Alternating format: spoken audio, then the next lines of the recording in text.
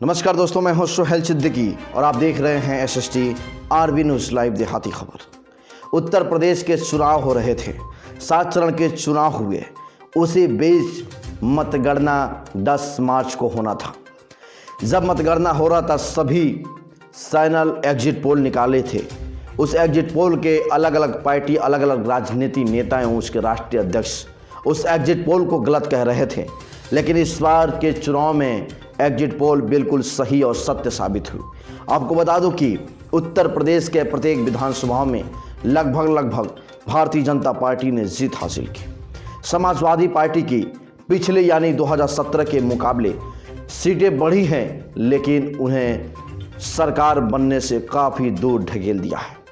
आपको बता दूं कि उत्तर प्रदेश में योगी आदित्यनाथ और देश के प्रधानमंत्री नरेंद्र मोदी के नेतृत्व में 37 साल का रिकॉर्ड टूट गया है कि जब किसी पार्टी ने दूसरी बार उत्तर प्रदेश में अपना लगातार सरकार बनाने जा रही है। इस समय बुलडोजर सरकार के नाम से मशहूर भारतीय जनता पार्टी की सरकार में पुनः एक बार योगी आदित्यनाथ मुख्यमंत्री बनने जा रहे हैं उत्तर प्रदेश का। होली से पहले हो सकता है शपथ ग्रहण। बड़ी खबर आपके सामने निकल के आ रही है। आपको बता दूं कि उत्तर प्रदेश के सबसे हॉट सीट की बात करूं और सबसे अच्छे और उम्दा जिलों की बात करूं तो उन जिलों के भी प्रत्येक जिले के बारे में हम बताएंगे आपको कि गोरखपुर मंडल में देवरिया जनपद है, जिसे कई दिग्गज प्रत्याशी जिसमें चुनाव लड़ रहे थे। उन्हीं दिग्गजों में से एक प्रत्याशी का नाम है सूर्य प्रताप शाही, कृषि मंत्री भाजपा के। उन्होंने यहाँ से देवरिया जनपद के 338 विधानसभा क्षेत्र पत्थरदेवा से इस बार भी चुनाव लड़ा। भारतीय जनता पार्टी ने उन्हें यहाँ से फिर एक बार भरोसा करके टिकट दिया, लेकिन वह अपने भरोसे पे और जनता के मिले जनादेश पे बहुत मतों से विजयी होकर पुनः एक बार दिखा दिए कि सूर्य प्रताप शाही चुनाव कैसे लड़ते हैं और कैसे जीतते हैं। सूर्य प्रताप शाही और ब्रह्माशंकर त्रिपाठी कई बार आमने सामने रहे हैं। सूर्य प्रताप शाही और जब ब्रह्माशंकर त्रिपाठी जब यह विधानसभा कस्या विधानसभा हुआ करता था, उस समय कई बार आमने और सामने हुए हैं। लेकिन इस बार 15 साल के बाद सूर्य प्रताप शाही ने ब्रह्माशंकर त्रिपाठी को करारी हार का मुंह दिखा दिए और उन्हें दिखा दिए कि हम दम रखते हैं आपको हराने के लिए। 15 साल बाद सूर्य प्रताप शाही ने ब्रह्माशंकर त्रिपाठी को जवाब दिया, मुंहतोड़ जवाब दिया और चुनाव जीत गए। देवरिया जनपद में 7 विधानसभा है और 7 विधानसभा में भारतीय जनता पार्टी चुनाव जीत गए। बगल के जनपद कुशीनगर में भी 7 विधानसभा है, वहाँ से भी भारतीय जनता पार्टी 7 विधानसभा पे भगवा रंग लहराकर चुनाव जीत गए। आइए जानते हैं कि जनपद देवरिया में कौन कौन से प्रत्याशी किस किस विधानसभा से चुनाव जीते हैं। पूरी जानकारी, पूरी आंकड़ा आपके सामने है। देखिए पूरी जानकारी आपको हम बताएंगे कि जनपद देवरिया के किस किस विधानसभा में कौन कौन से प्रत्याशी जीते हैं। सबसे पहले बात करेंगे जनपद देवरिया के सदर सीट की।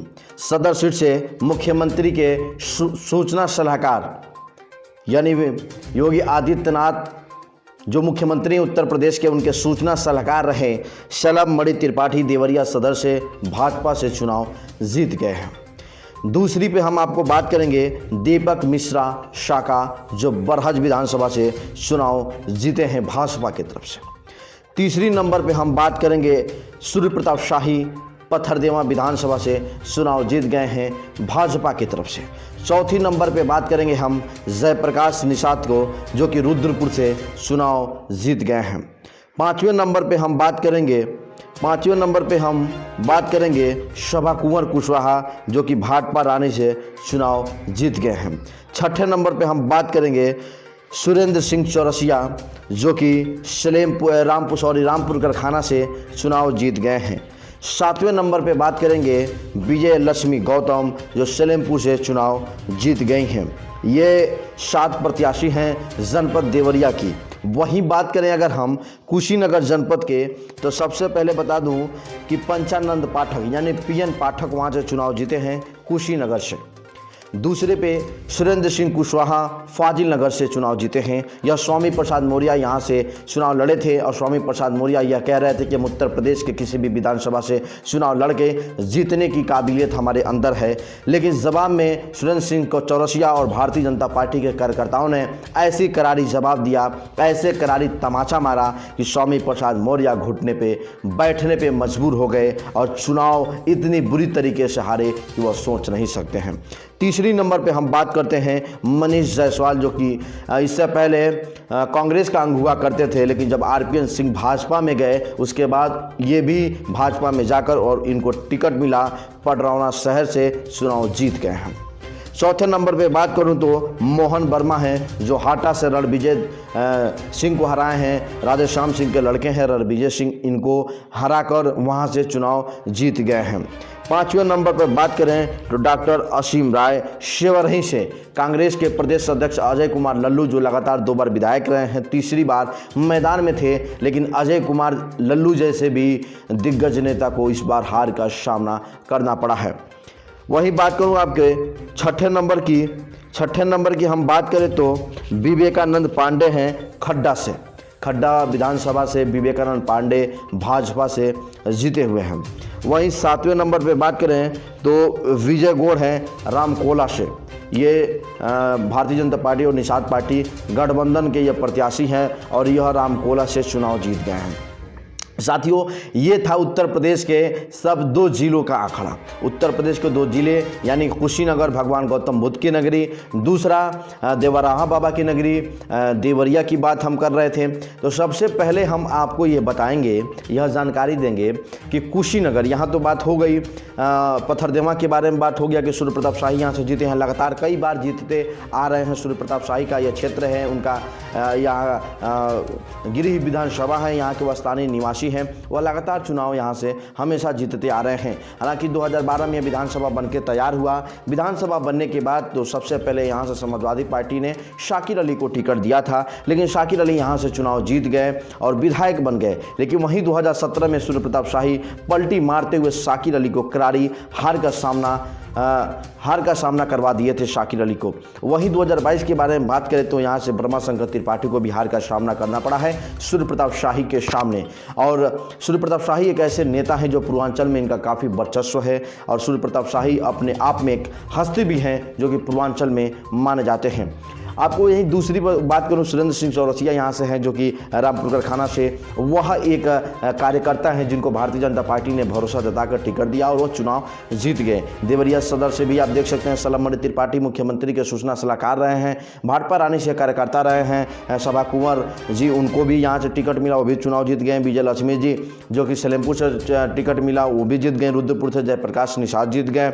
ये शाका जी जीत गए यहाँ से आपके बरहत से। तो तमाम ऐसे ये दिग्गज हैं जो चुनाव इस बार जीते हैं, जो भारतीय जनता पार्टी जनपद देवरिया की 7 सीट और कुशीनगर जनपद की 7 सीटों को जीतने में बहुत ही कामयाब रही, आसानी तरीके से जीत ली।